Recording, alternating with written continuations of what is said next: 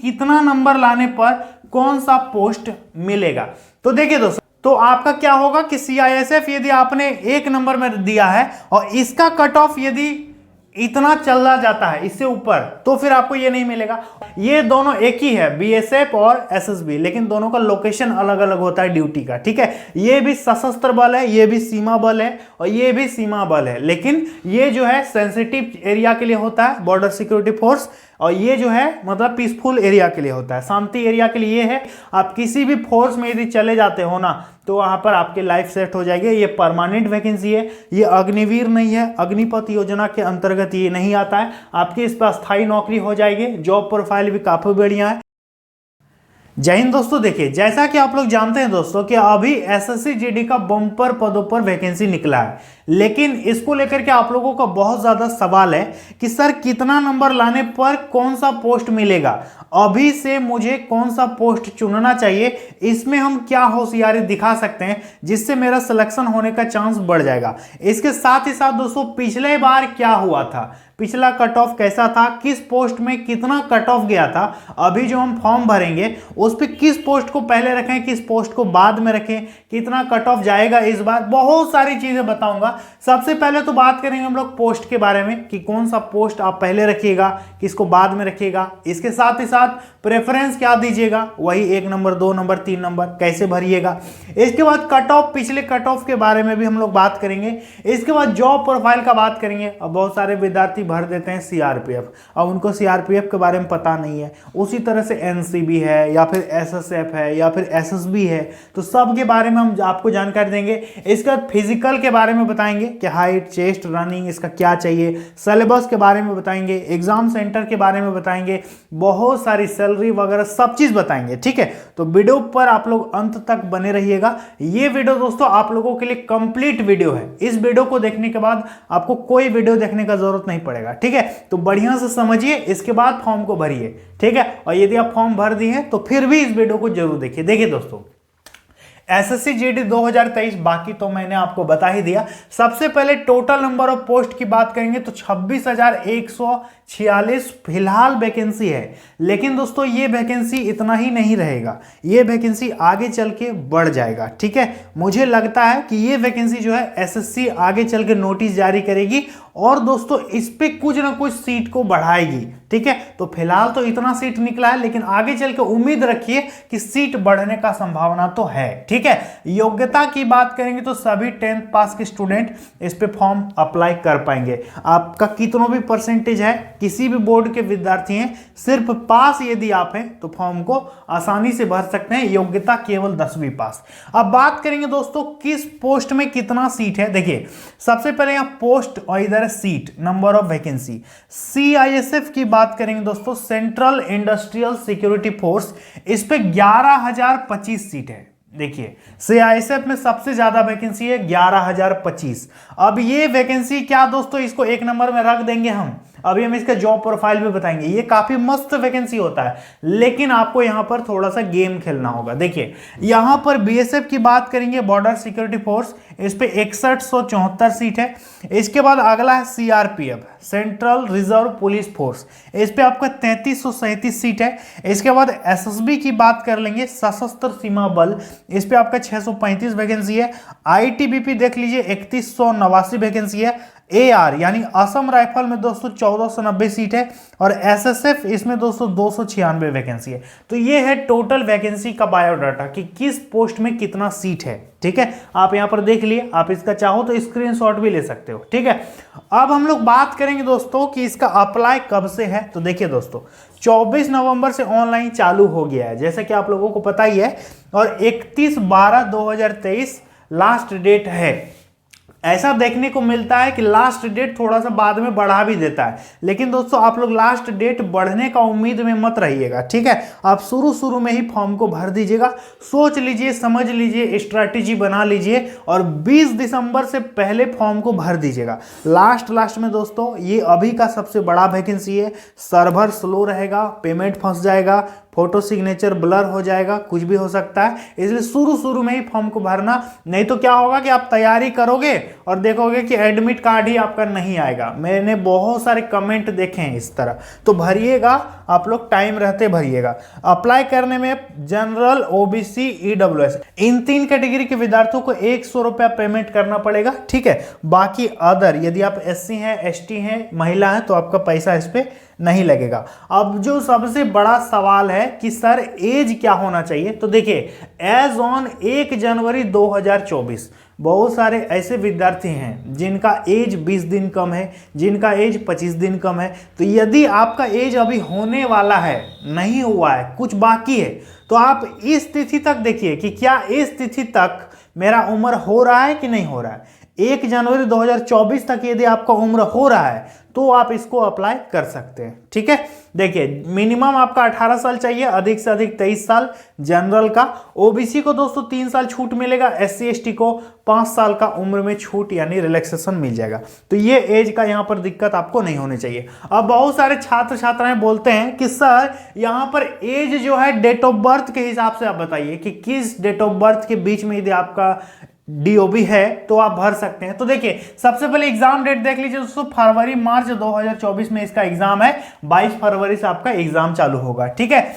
DOB के हिसाब से यदि एज देखेंगे डेट ऑफ बर्थ के हिसाब से, तो देखिए दोस्तों यहां पर मेनली 3 कैटेगरी में यहां पर बांटा गया है। यदि आप जनरल कैटेगरी के स्टूडेंट हैं, ठीक है, ध्यान से देखिएगा, तो आपका जन्म तिथि जो है 2 जनवरी 2001 से लेकर के 1 जनवरी 2006 के बीच है, तो आप फॉर्म को भर सकते हैं जनरल वाले, ठीक है। और ये दोनों तिथि भी शामिल है, समझ में आ गया। अब ओबीसी जो हैं उनका 2 जनवरी 1998 से लेकर के 1 जनवरी 2006 के बीच यदि आपका डेट ऑफ बर्थ है ओबीसी कैंडिडेट के स्टूडेंट, तो आप फॉर्म को भर सकते हैं। यदि आप एससी एसटी कैटेगरी के स्टूडेंट हो तो 2 जनवरी 1996 से लेकर के 1 जनवरी 2006 के बीच आपका डेट ऑफ बर्थ आता है, तो एससी एसटी वाले फॉर्म भर सकते हैं। तो ये है दोस्तों डेट ऑफ बर्थ का क्राइटेरिया। यदि इस डेट ऑफ बर्थ के दायरे में यदि आप आते हैं तो आप फॉर्म को आसानी से भर पाइएगा, समझ में आ गया। अब जो सबसे बड़ा सवाल आप लोगों का रहता है कि सर हाइट चेस्ट के बारे में बताइए, फिजिकल में क्या चाहिए नहीं चाहिए।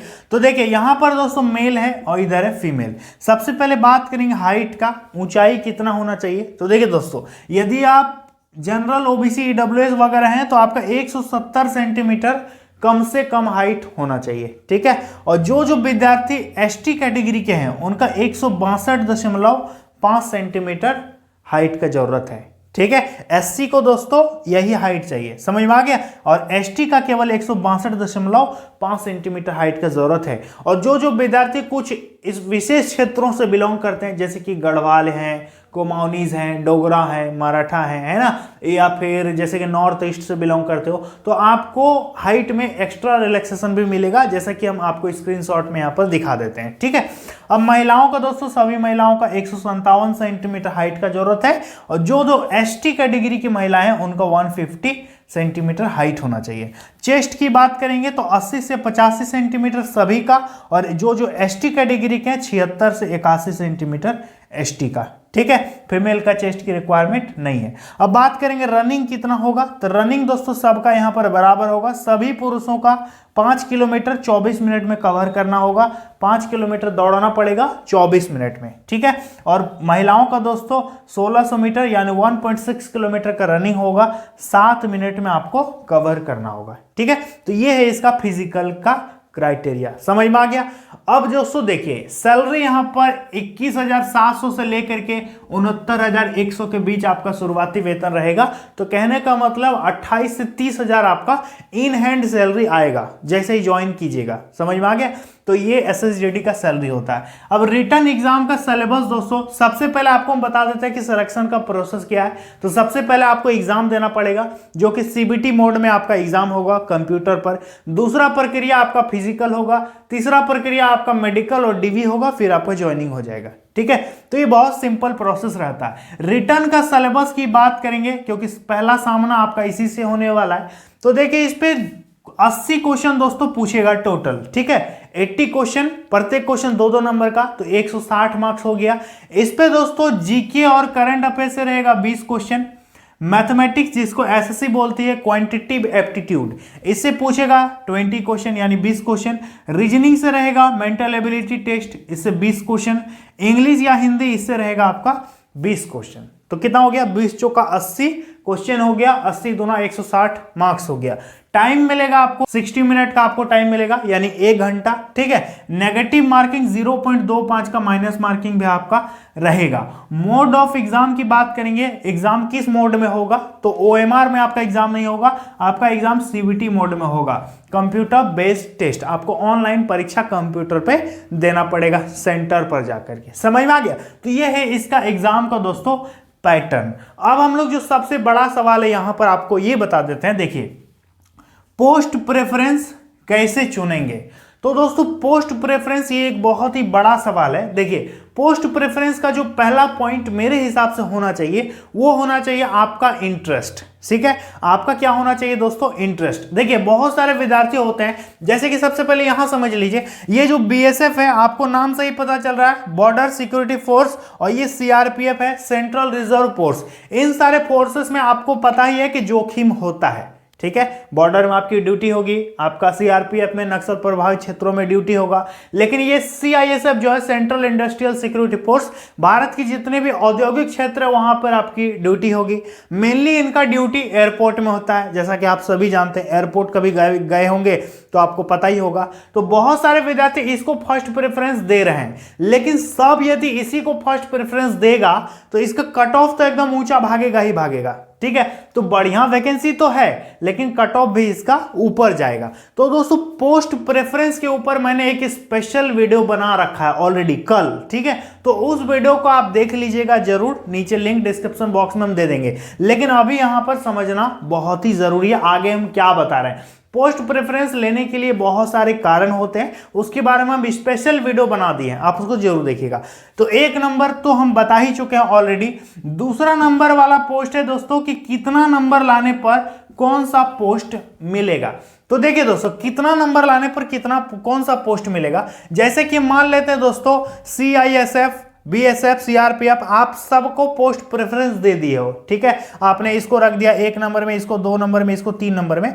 तो देखिए, यदि आपने 1 नंबर में सीआईएसएफ रखा है और मान लेते हैं कट ऑफ चला गया दोस्तों, यहां पर उदाहरण के लिए 145 कट ऑफ गया है। ठीक है, 145 कट ऑफ गया है, और आपका जो मार्क्स आ रहा है दोस्तों, आपका मार्क्स यदि 139 मार्क्स आ रहा है, ठीक है, तो आपका क्या होगा कि सीआईएसएफ यदि आपने 1 नंबर में दिया है और इसका कट ऑफ यदि इतना चला जाता है इससे ऊपर, तो फिर आपको ये नहीं मिलेगा, और इससे नीचे रहता है तो फिर आपको ये मिल जाएगा। कहने का मतलब कट ऑफ जो है, यानी पोस्ट प्रेफरेंस, सिर्फ आप 1 नंबर वाला मत देखिएगा। ठीक है, सिर्फ ऊपर वाला मत देखना कि हम ऊपर में जिसको रखें वही मुझे मिलेगा, ऐसा जरूरी नहीं है। ऊपर वाला रखोगे ठीक है, लेकिन उससे नीचे वाला जो रखोगे वो भी फूंक फूंक करके कदम रखना। ठीक है, क्योंकि हो सकता है यदि सबसे ऊपर वाला में आपका कट ऑफ बहुत ज्यादा चला गया, आपका कम मार्क्स आया, तो आपका 2 नंबर वाला मिल जाएगा। 2 नंबर वाला यदि नहीं मिला तो फिर आपको 3 नंबर वाला मिल जाएगा। ठीक है,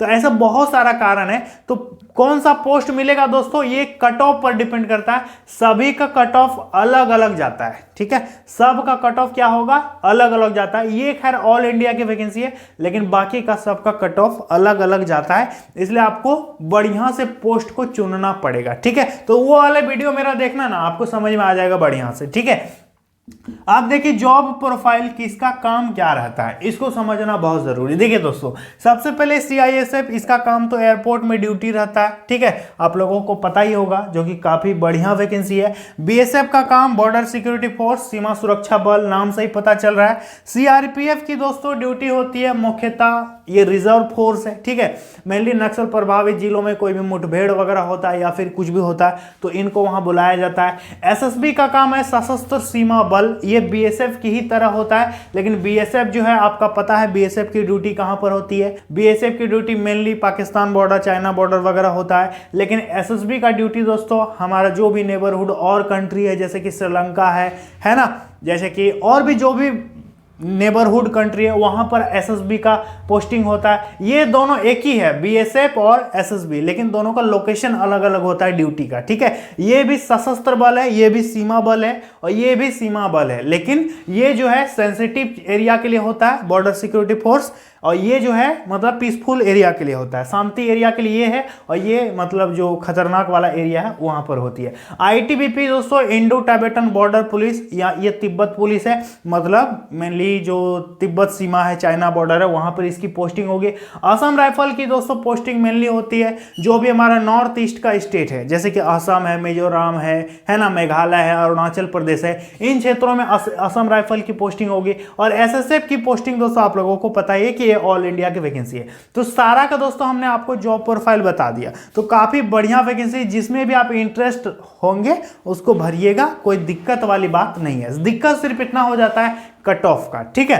अब देखिए एग्जाम सेंटर के बारे में बात कर लेंगे। तो देखिए दोस्तों एग्जाम सेंटर आप ऑल ओवर इंडिया में कहीं भी अपना एग्जाम सेंटर चुन सकते हैं, ये कोई बड़ी बात नहीं है। जैसे कि यदि आप बिहार से हैं तो आप पटना ले सकते हो, ठीक है, गया ले सकते हो, भागलपुर ले सकते हो। उस तरह से जब आप फॉर्म को भरिएगा तो आपको पूछेगा कि आप ER से भरना चाहते हैं कि CR से भरना चाहते हैं कि NR से भरोगे कि WR से भरोगे। आप कहीं के भी विद्यार्थियों कहीं भी एग्जाम दे सकते हो, ये कोई बड़ा बात नहीं है। आपके नजदीकी शहर में कहीं भी आपका एग्जाम हो जाएगा। और एसएससी जीडी में ऐसे भी बहुत ज्यादा फॉर्म भराएगा दोस्तों, तो एग्जाम सेंटर का कोई दिक्कत नहीं है। जितना भी दोस्तों ऑनलाइन सेंटर वगैरह है ना, सब कवर हो जाता है, TCS वगैरह सब। तो आपका नजदीकी शहर में ही एग्जाम सेंटर मिल जाएगा, घबराने की बात नहीं है। अब बात करेंगे दोस्तों पिछला कट ऑफ क्या गया था, ठीक है, पिछला जो कट ऑफ है वो कितना गया था, जिससे मुझे आइडिया लगे कि आखिर इस बार कैसे क्या होने वाला है। तो पिछला कट ऑफ दोस्तों आपको हम फोन के स्क्रीन में बताएंगे, ठीक है। चलिए फोन के स्क्रीन में चलते हैं।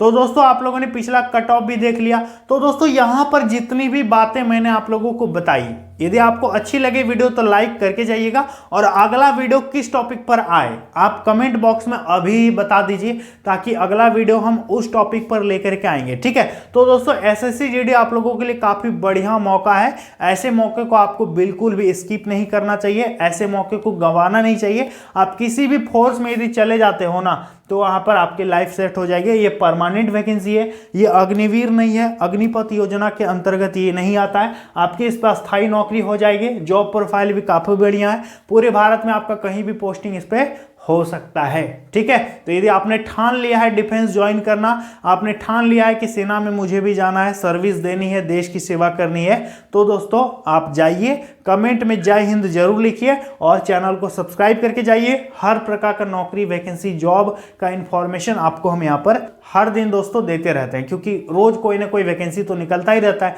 तो डेली आपको जॉब्स का अपडेट हम देते रहेंगे, ठीक है। और हमारा टेलीग्राम चैनल भी दोस्तों मोहन सर के नाम से, आप उसको भी ज्वाइन कर लीजिएगा, ताकि हर प्रकार का अपडेट, PDF, छोटा मोटा जानकारी हम टेलीग्राम में शेयर करते रहते हैं, तो उसको भी ज्वाइन कर लीजिएगा। तो उम्मीद करेंगे दोस्तों बढ़िया से आप लोगों को सारा चीज मैंने समझा दिया है। चलिए दोस्तों मिलता है अगली वीडियो में। जय हिंद।